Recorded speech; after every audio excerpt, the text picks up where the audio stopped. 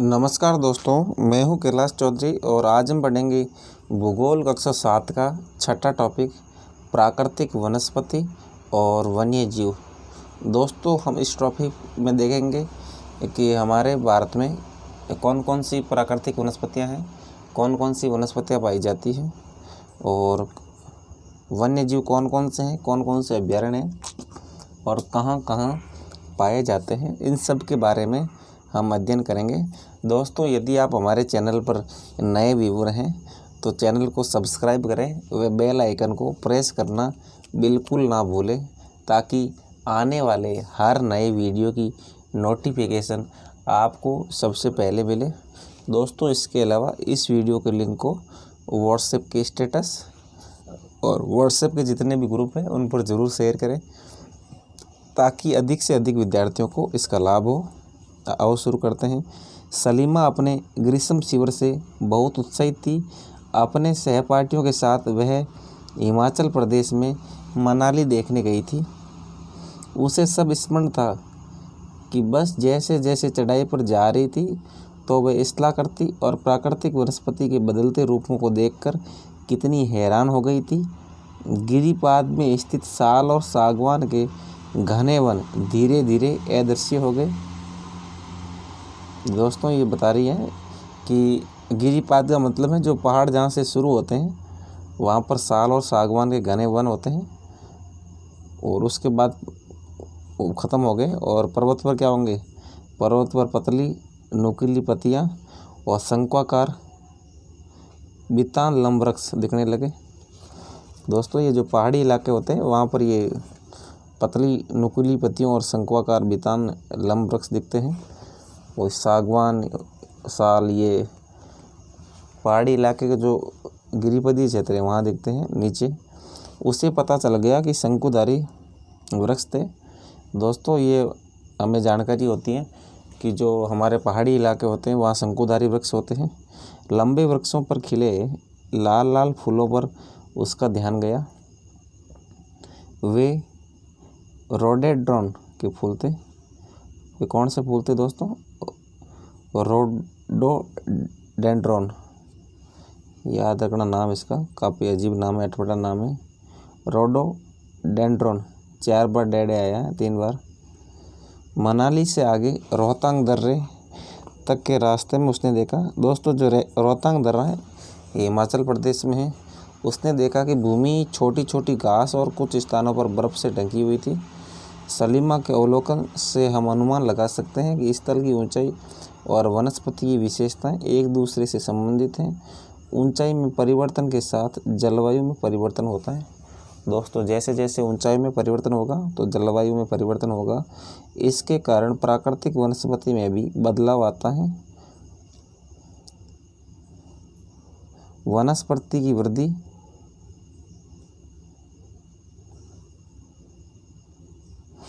तापमान और नमी पर निर्भर करती है। इसके अलावा ये ढाल और मिट्टी की परत की मोटाई जैसे कारकों पर निर्भर करती है। तो आपको देखना है वनस्पति की वृद्धि किस पर निर्भर करेगी। ढाल और मिट्टी की परत की मोटाई जैसे कारक पर निर्भर करेगी।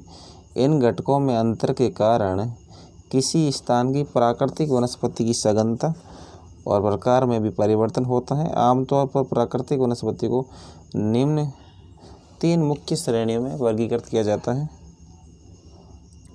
प्राकृतिक वनस्पति पहला आएगा वन, जो वृक्षों के लिए उपयुक्त तापमान और परिपूर्ण वर्षा वाले क्षेत्रों में उगते हैं।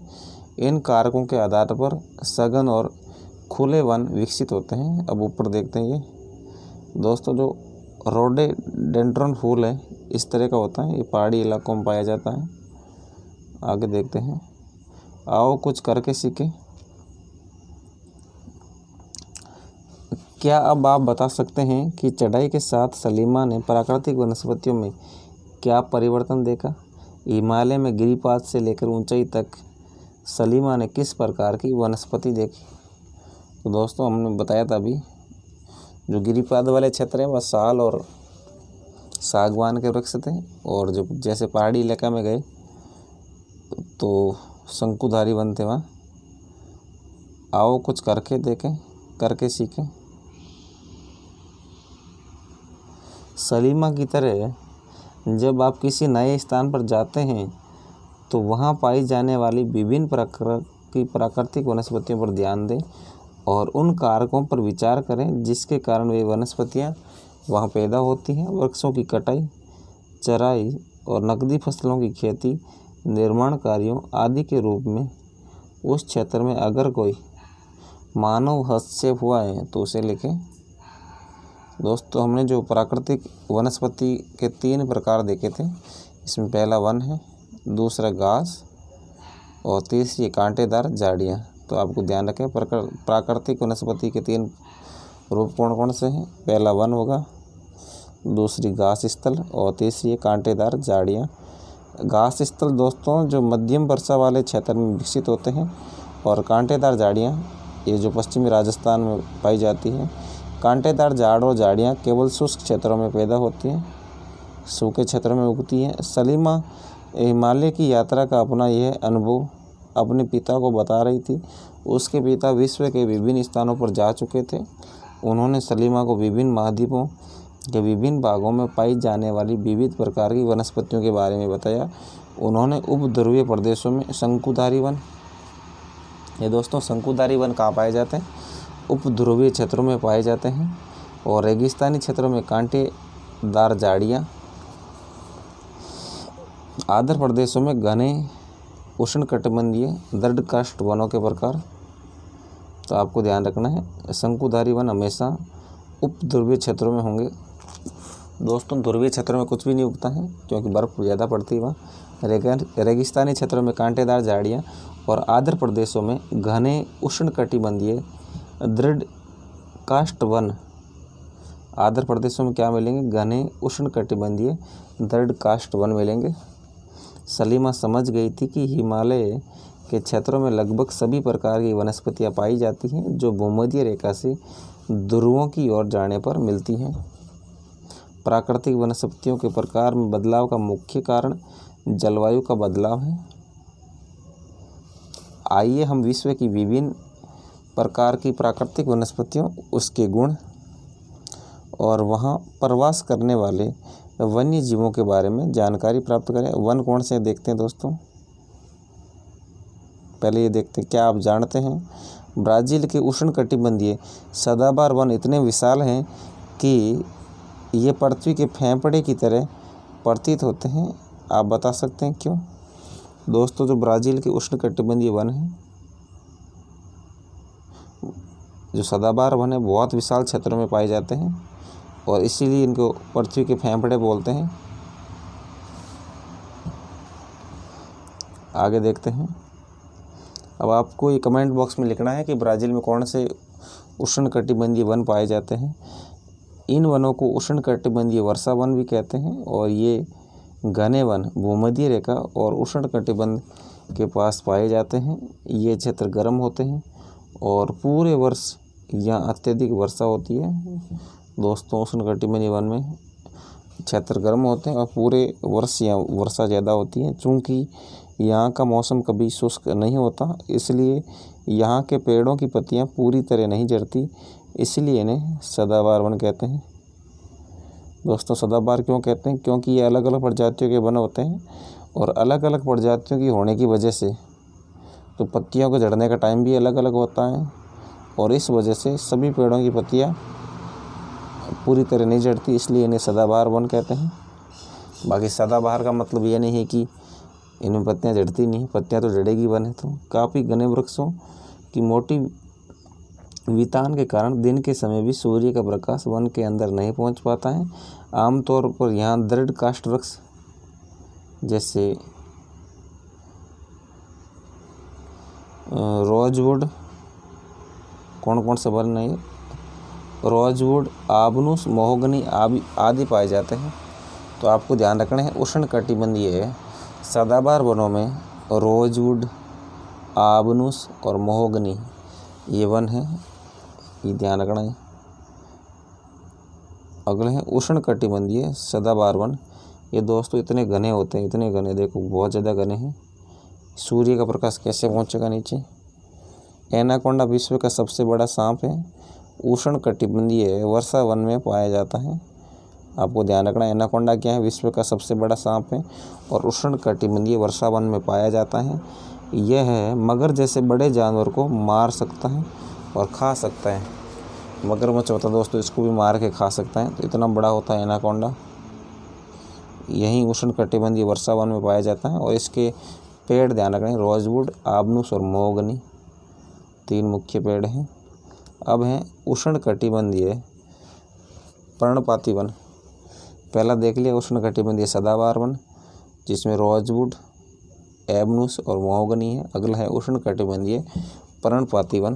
उष्णकटिबंधीय पर्णपाती वन मानसूनी वन होते हैं जो भारत, उत्तरी ऑस्ट्रेलिया और मध्य अमेरिका के बड़े हिस्सों में पाए जाते हैं। तो ये कहाँ कहाँ पाए जाते हैं?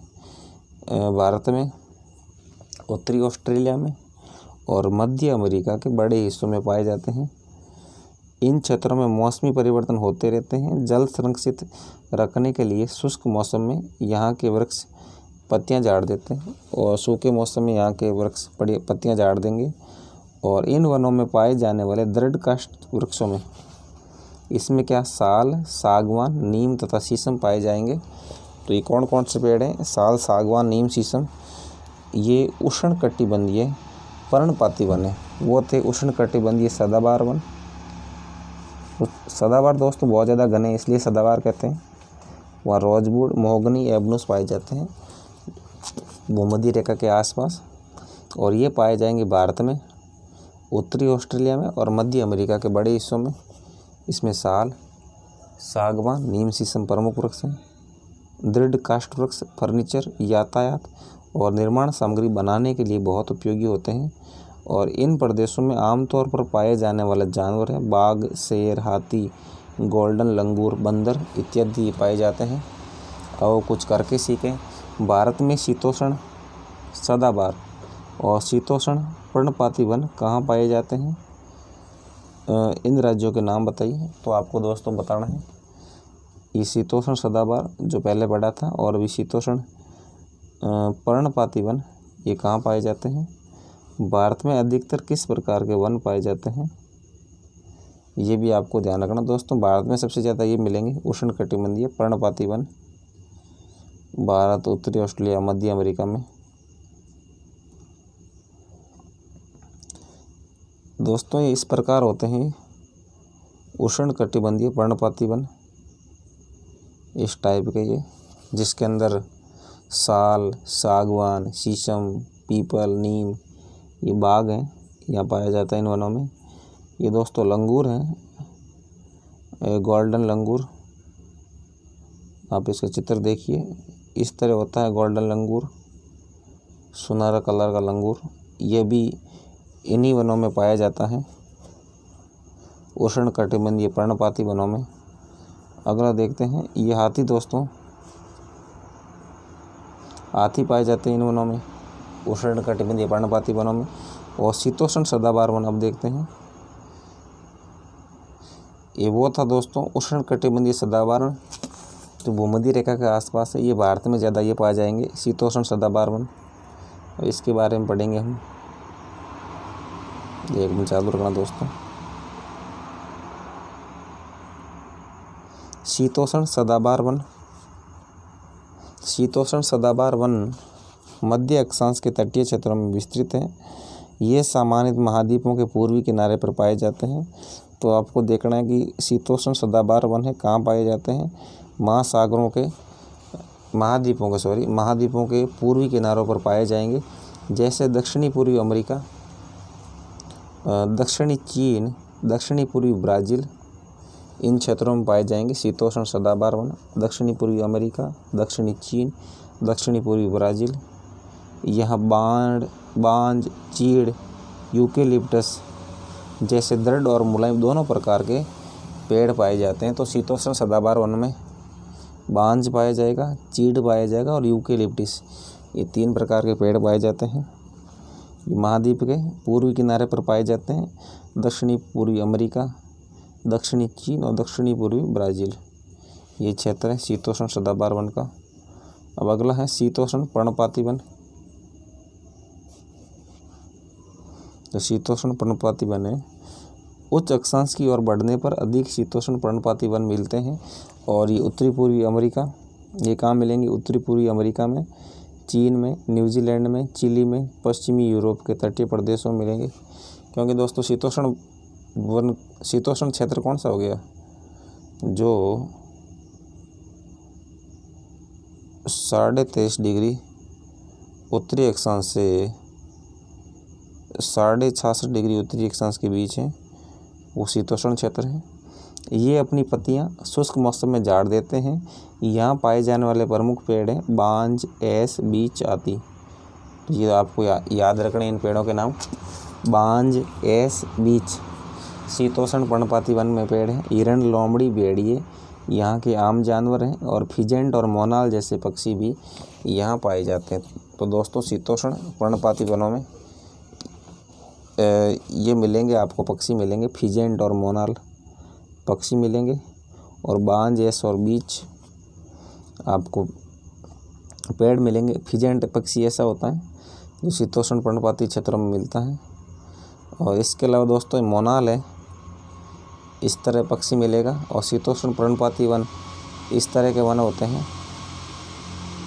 और दोस्तों जो ऊपर हमने पढ़ा था ये शीतोष्ण सदाबहार वन, जिसमें बांज, चीड़, यूकेलिप्टिस पेड़ पाए जाते हैं। अब नेक्स्ट है भूमध्य सागरीय वनस्पति। इसमें क्या है? आप जान चुके हैं कि महाद्वीपों के पूर्वी और उत्तरी पूर्वी किनारों के अधिकांश भाग शीतोष्ण सदाबहार और पर्णपाती वनों से ढके हैं। महाद्वीपों के पश्चिमी और दक्षिणी पश्चिमी किनारे भिन्न हैं। दोस्तों जो महाद्वीपों के पश्चिमी किनारे और दक्षिणी पश्चिमी किनारे होते हैं वहाँ भूमध्य सागरीय वनस्पतियाँ पाई जाती हैं और ये अधिकतर यूरोप, अफ्रीका और एशिया के भूमध्य सागर के समीप वाले प्रदेशों में पाई जाती हैं। ये कहाँ है जलवायु? ये यूरोप, अफ्रीका और एशिया के, जहाँ दोस्तों भूमध्य सागर नज़दीक है उनके महाद्वीपों के पश्चिमी किनारे पर पाई जाएगी, इसलिए इसका नाम यह नाम पड़ा। ये वनस्पतियाँ भूमध्य सागर के बाहरी प्रदेशों जैसे संयुक्त राज्य अमेरिका के कैलिफोर्निया, दक्षिणी पश्चिमी अफ्रीका, दक्षिणी अमेरिका और दक्षिणी पश्चिमी ऑस्ट्रेलिया में भी पाई जाती हैं। इन प्रदेशों में गर्म शुष्क ग्रीष्म और वर्षा वाली मृदु शीत ऋतुएं होती हैं। दोस्तों ये बहुत अच्छी ऋतुएं होती हैं। इन प्रदेशों में गर्म शुष्क ग्रीष्म और वर्षा वाली मृदु शीत ऋतुएं। इन क्षेत्रों में आमतौर पर संतरा, अंजीर, जैतून और अंगूर जैसे नींबूवश सिट्रस के फल पैदा किए जाते हैं। ये कौन से फल मिलेंगे? संतरा मिलेगा, अंजीर मिलेगा, जैतून और अंगूर, ये सारा नींबू वंश है, सिट्रस वंश है, इनके फल मिलेंगे। क्योंकि लोगों ने अपनी इच्छा अनुसार कृषि करने के लिए यहाँ की प्राकृतिक वनस्पति को हटा दिया है या वन्य जीवन बहुत कम है दोस्तों। अब देखते हैं हम ये भूमध्य सागरीय प्रदेश में अंगूर के बाग। दोस्तों इस तरह अंगूर होते हैं भूमध्य सागरीय प्रदेशों में, जो भूमध्य सागर के आसपास वाले क्षेत्र है वहाँ। और इनसे जो भूमध्य सागर से बाहर हैं संयुक्त राज्य अमेरिका, कैलिफोर्निया हो गया, दक्षिणी पश्चिमी अफ्रीका हो गया, दक्षिणी अमेरिका, दक्षिणी पश्चिमी ऑस्ट्रेलिया। क्या आप जानते हैं भूमध्य सागरीय वृक्ष शुष्क ग्रीष्म ऋतु में खुद को डाल लेते हैं। उनकी मोटी छाल और पत्तियां वाष्पोत्सर्जन को रोकती हैं। तो दोस्तों इन वृक्षों की जो मोटी पत्तियां होती हैं वो क्या करती हैं? वाष्प का जो उत्सर्जन होती है उनको रोकती हैं, ताकि वो अपने आप को शुष्क ग्रीष्म ऋतु में खुद को डाल सके। भूमध्य सागरीय प्रदेश को फलों की कृषि के कारण विश्व का फल उद्यान भी कहा जाता है।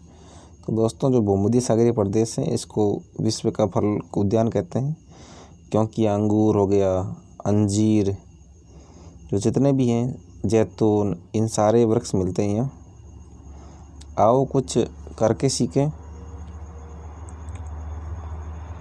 अपने आसपास नरम तथा दृढ़ काष्ठ से बनी वस्तुओं पर ध्यान दें। अपने बड़ों से अपने आसपास के वृक्षों के नाम पता करें।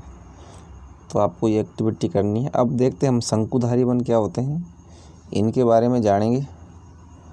उत्तरी गोलार्ध के उच्च अक्षांशों जो है दोस्तों 50 डिग्री से 70 डिग्री, ये उत्तरी गोलार्ध है दोस्तों, दक्षिणी गोलार्ध नहीं है। उत्तरी गोलार्ध के उच्च अक्षांशों 50 से 70 डिग्री में भव्य शंकुधारी वन पाए जाते हैं और इन्हें टैगा वन भी कहते हैं। तो दोस्तों शंकुधारी वनों को टैगा वन कहते हैं और ये 50 डिग्री से 70 डिग्री उत्तरी अक्षांशों के मध्य पाए जाते हैं और ये वन अधिक ऊंचाइयों पर भी पाए जाते हैं और इन्हीं वृक्षों को सलीमा ने हिमालय में प्रचुर मात्रा में देखा था।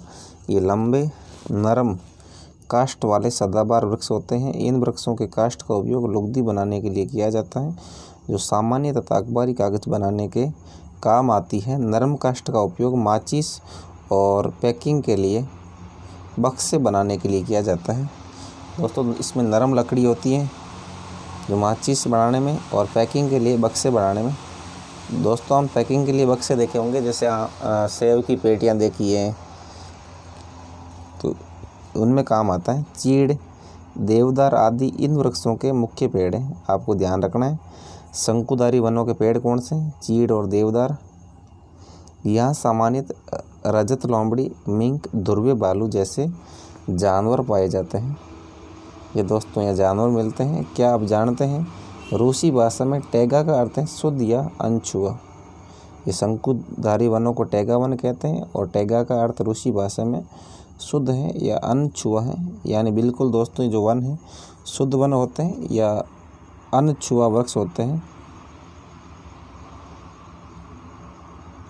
ये हमने देख लिया। आओ कुछ करके सीखे। अपने आसपास नरम तथा दृढ़ काष्ठ से बनी वस्तुओं पर ध्यान दें और बड़ों से अपने आसपास के वृक्ष का पता करें। तो दोस्तों टैगा वन है 50 डिग्री से 70 डिग्री उत्तरी अक्षांश के मध्य और ये लंबे नरम होते हैं। अब इनके कुछ, इसका टैगा का अर्थ है शुद्ध या अनछुआ। अब देखते हैं हिमाच्छादित शंकुधारी वन इस तरह होते हैं दोस्तों, हिम से आच्छादित होते हैं। शंकुधारी वन है, ये शंकुधारी वन है इस तरह। तो शंकुधारी वन के नाम याद रखने हैं, चीड़ और देवदार इसमें मुख्य है। अगला है दोस्तों घास स्थल। घास स्थल दो प्रकार के होते हैं। पहला है उष्णकटिबंधीय घास स्थल, दूसरा है शीतोष्णकटिबंधीय घास स्थल जो 0 डिग्री से 23.5 डिग्री उत्तरी अक्षांश के बीच जो घास स्थल पाए जाएंगे वो उष्णकटिबंधीय घास स्थल हैं और 23.5 से 66.5 डिग्री के बीच जो पाए जाएंगे वो क्या है? शीतोष्णकटिबंधीय घास स्थल है। ये दोस्तों उष्णकटिबंधीय घास स्थल का चित्र है, कितना खूबसूरत है। उष्णकटिबंधीय घास स्थल ये वन भूमध्य रेखा के किसी भी तरफ उग जाते हैं, यानी दोस्तों भूमध्य रेखा के दोनों साइड उगते हैं 23.5 डिग्री उत्तरी और दक्षिणी अक्षांश। यह वनस्पति निम्न से मध्य वर्षा वाले क्षेत्रों में पैदा होती है। यह वनस्पति क्या होती है दोस्तों? निम्न से लेकर मध्य वर्षा वाला क्षेत्रों में पैदा होगी। ये घास काफ़ी ऊंची, लगभग 3 से 4 मीटर की ऊंचाई तक बढ़ सकती है। इसकी ऊंचाई 3 से 4 मीटर। अफ्रीका का सवाना घास इसी प्रकार का है। सामान्य रूप से उष्णकटिबंधीय घास स्थल में हाथी, ज़ेबरा, जिराफ, हिरण, तेंदुआ आदि जानवर पाए जाते हैं। दोस्तों ये जानवर मिलते हैं यहाँ। अगला है शीतोष्णकटिबंधीय घास स्थल। ये मध्य अक्षांशीय क्षेत्रों, महाद्वीपों के भीतरी भागों में पाए जाते हैं और यहाँ की घास आमतौर पर छोटी और पौष्टिक होती है। तो दोस्तों शीतोष्णकटिबंधीय घास स्थल की खासियत क्या है? ये मध्य अक्षांशीय क्षेत्रों में और महाद्वीपों के भीतरी भागों में पाए जाएंगे। ये महाद्वीपों के भीतर पाए जाते हैं, वो महाद्वीप के किनारे पर पाए जाते हैं। उष्णकटिबंधीय छोटी और पौष्टिक घास होती है और शीतोष्ण प्रदेशों में सामान्य जंगली भैंसा, बाइसन और एंटीलोप पाए जाते हैं। 23.5 डिग्री से जो ऊपर क्षेत्रों में ये पाए जाते हैं। ये देखो दोस्तों जिराफ का चित्र दे रखा है, इतना लंबा विशाल होता है। कंटीली झाड़ियाँ, शुष्क रेगिस्तान जैसे प्रदेशों में कंटीली झाड़ियाँ पाई जाती हैं और उष्णकटिबंधीय रेगिस्तान महाद्वीपों के पश्चिमी किनारों पर पाए जाते हैं। तो दोस्तों आपको ध्यान रखना कि उष्णकटिबंधीय रेगिस्तान महाद्वीपों के पश्चिमी किनारे पर पाए जाएंगे। तीव्र गर्मी और बहुत कम वर्षा के कारण यहाँ वनस्पतियों की कमी रहती है और विश्व के मानचित्र पर रेगिस्तानी प्रदेश को चिन्हित करें। तो आपको विश्व के मानचित्र पर रेगिस्तानी प्रदेश को चिन्हित करना है।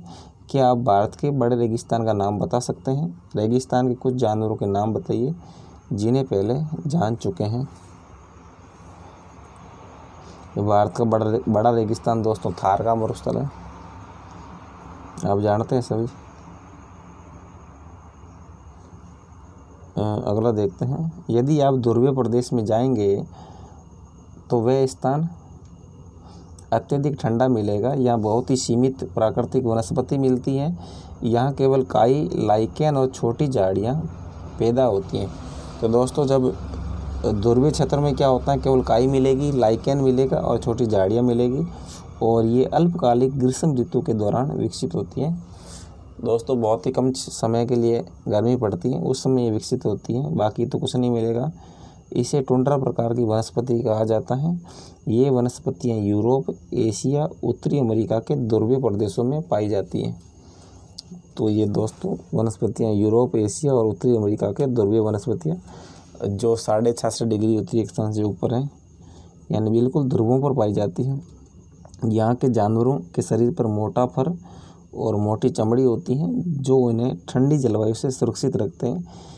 यहाँ पाए जाने वाले कुछ प्रमुख जानवर हैं जिनमें दोस्तों सील मछली है, वालरस ये मछली है, कस्तूरी बैल, ध्रुवीय उल्लू, ध्रुवीय भालू और बर्फीली लोमड़ी ये पाए जाएंगे। सील, वालरस, कस्तूरी बैल, ध्रुवीय उल्लू, ध्रुवीय भालू। सलीमा के पिता ने उसे कुछ घने वनों के चित्र दिखाए। कुछ चित्रों में सलीमा ने देखा कि लोग वृक्षों को काटकर वनों को साफ कर रहे हैं। उसके पिता ने बताया कि स्थानीय लोग कृषि और आवास के लिए स्थान चाहते थे, इसलिए उन्होंने वृक्षों को साफ कर दिया। सलीमा सोचने लगी कि अगर वनों को साफ कर दिया जाता है तो वन्य जीव कहाँ जाएंगे? क्या ये वन पुनः वैसे ही बन पाएंगे? अगर लोग इसी प्रकार पेड़ों को काटते रहें तो भविष्य में पर्याप्त ऑक्सीजन, जल वाष्प, लकड़ी, फल, मेवे इत्यादि कहाँ से मिलेंगे? यानी दोस्तों जो वनों से ऑक्सीजन मिलता है, जल वाष्प मिलती है, लकड़ी, फल, मेवे ये सारे मिलते हैं। क्या आप सलीमा से सहमत हैं? अपने दोस्तों के साथ वनस्पति और प्राणी जगत की विविधता में हो रही कमी पर चर्चा करें। इनके संरक्षण के बारे में कुछ सुझाव दें। ये दोस्तों वालरस इस प्रकार की ये मछली होती हैं। ये ध्रुवीय भालू होता है इस टाइप का। ये नीचे दोस्तों सील मछली ये चित्र है, ध्रुवीय क्षेत्रों में पाई जाती है। अब क्या आप जानते हैं कि दोस्तों घास स्थल के नाम दे रखे हैं। विभिन्न प्रदेशों में घास स्थल विभिन्न नामों से जाने जाते हैं। ये उष्णकटिबंधीय घास स्थल है पहले, जिसमें पूर्वी अफ्रीका में सवाना है और ब्राज़ील में क्या है दोस्तों, कंपोस है। पूर्वी अफ्रीका में सवाना है और ब्राज़ील में कंपोस है। वेनेजुएला में क्या है, लानोस। ये दोस्तों 3 घास स्थल दे रखे हैं, और भी हैं लेकिन ये 3 ही दिए हैं। पूर्वी अफ्रीका में सवाना, ब्राज़ील में कंपोस और वेनेजुएला में लानोस। अगले हैं दोस्तों शीतोष्ण कटिबंधीय घास स्थल। ये अर्जेंटीना में इनको पैम्पास कहते हैं और उत्तरी अमेरिका में प्रेरी कहते हैं और दक्षिणी अफ्रीका में वेल्ड कहते हैं। मध्य एशिया में स्टेपी कहते हैं, रूस वाले क्षेत्र में। और ऑस्ट्रेलिया में क्या कहते हैं, इनको डान कहते हैं। ऑस्ट्रेलिया में डान कहते हैं, मध्य एशिया में स्टेपी, दक्षिणी अफ्रीका में वेल्ड, उत्तरी अमेरिका में प्रेरी, अर्जेंटीना में पैम्पास, पूर्वी अफ्रीका में सवाना और ब्राज़ील में कंपोस, वेनेजुएला में लानोस।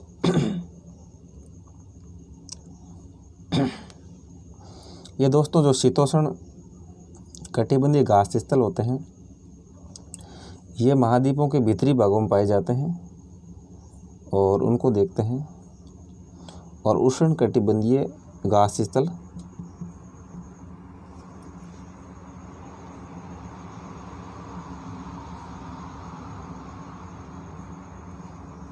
और ये दोस्तों जो महाद्वीप के किनारे होते हैं वहाँ पाए जाते हैं ज़्यादातर ये। अगला देखते हैं दोस्तों। इसी के साथ ये हमारा टॉपिक प्राकृतिक वनस्पति और वन्य जीव कंप्लीट होता है। अब हम इसके अभ्यास प्रश्न करेंगे। वनस्पतियों का विकास किन दो कारकों पर निर्भर करता है? दोस्तों वनस्पति का विकास जलवायु पर मुख्य रूप से निर्भर करता है और भौतिक प्रदेश इन पर निर्भर करेगा। प्राकृतिक वनस्पतियों की 3 मुख्य श्रेणियाँ कौन कौन सी हैं? तो दोस्तों प्राकृतिक वनस्पति की 3 मुख्य श्रेणियाँ, पहला वन है, दूसरी है घास स्थल और तीसरी है कंटीली झाड़ियाँ। तो हमने 3 मुख्य श्रेणियाँ देखी हैं। उष्णकटिबंधीय सदाबहार वन के 2 दृढ़ काष्ठ वाले पेड़ों के नाम बताइए। तो आपको उष्णकटिबंधीय सदाबहार वन के 2 दृढ़ काष्ठ वाले पेड़ों के नाम बताने हैं। तो दोस्तों हम देखते हैं ऊपर, एक मिनट। तो दोस्तों उष्णकटिबंधीय सदाबहार वन वाले इनमें है रोजवुड, आबनूस और महोगनी। ये उष्णकटिबंधीय सदाबहार वन वाले हैं।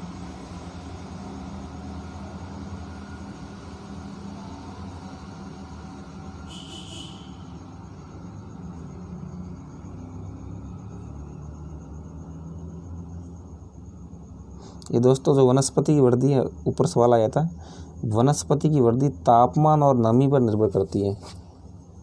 वनस्पति की वृद्धि किस पर निर्भर करती है? तापमान और नमी पर। ये ऊपर पढ़ा था हमने, एक ही बात मैंने कहा, जलवायु। तो तापमान और नमी जलवायु के प्रकार हैं। तो आपको उसका उत्तर देखना है,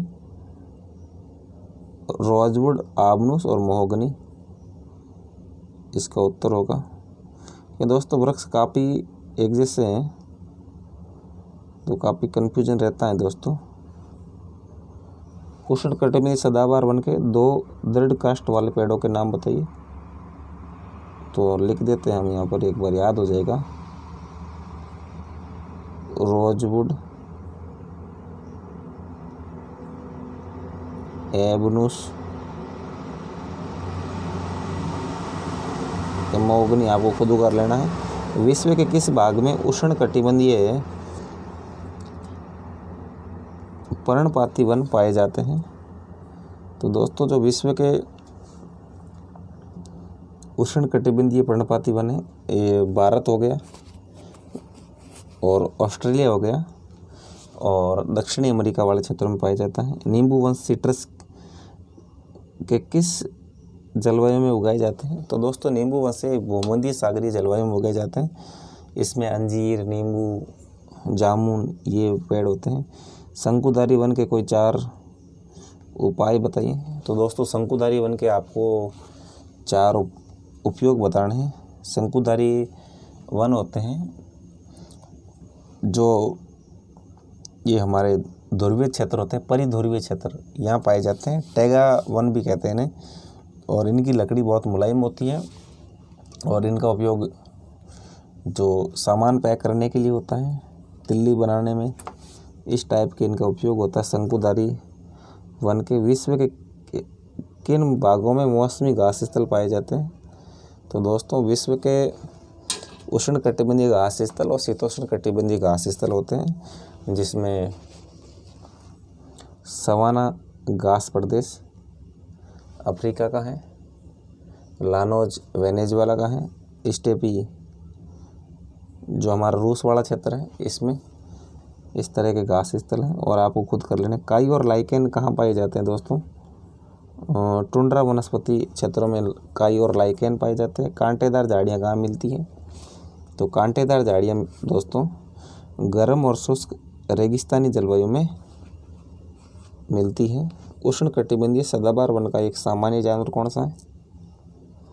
तो आपको देखना है उष्णकटिबंधीय सदाबहार वन का एक सामान्य जानवर, तो दोस्तों बंदर ही होगा उष्णकटिबंधीय सदाबहार वन का। सॉरी एक मिनट देखते हैं, सॉरी दोस्तों जिराफ है, बंदर नहीं होगा, क्योंकि जिराफ है 0 डिग्री से 23 डिग्री अफ्रीका वाले क्षेत्र में पाया जाता है, क्योंकि ऊंचे वन होते हैं सदाबहार वन ऊंचे होते हैं, तभी तो इसकी गर्दन ऊंची होती है। शंकुधारी वनों की महत्वपूर्ण वृक्ष प्रजाति आपको बतानी है। दोस्तों शंकुधारी वन की एक है चीड़। चीड़ दोस्तों शंकुधारी वन की एक महत्वपूर्ण प्रजाति है। अगला स्टेपी घास स्थल कहाँ पाए जाते हैं? तो स्टेपी दोस्तों मध्य एशिया में पाए जाते हैं, रूस वाले क्षेत्र में। अगला दोस्तों वालरस क्या है? वालरस तो एक ध्रुवीय क्षेत्रों में पाई जाने वाला एक जानवर है, एक ध्रुवीय जानवर है। अगला है देवदार का वृक्ष क्या है? दोस्तों ये देवदार का वृक्ष है, उष्णकटिबंधीय सदाबहार वन है।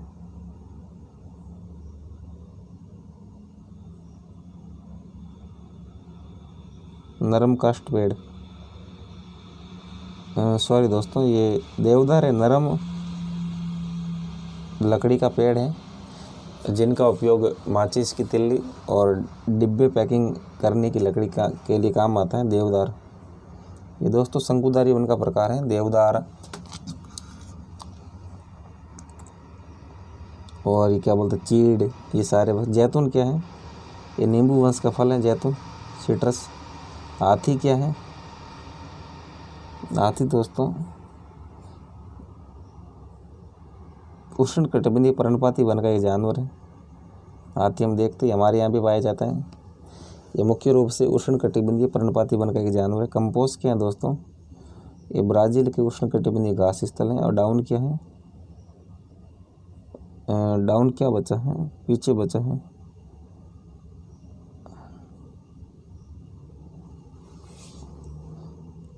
अंटार्कटिका का शीतोष्ण घास स्थल।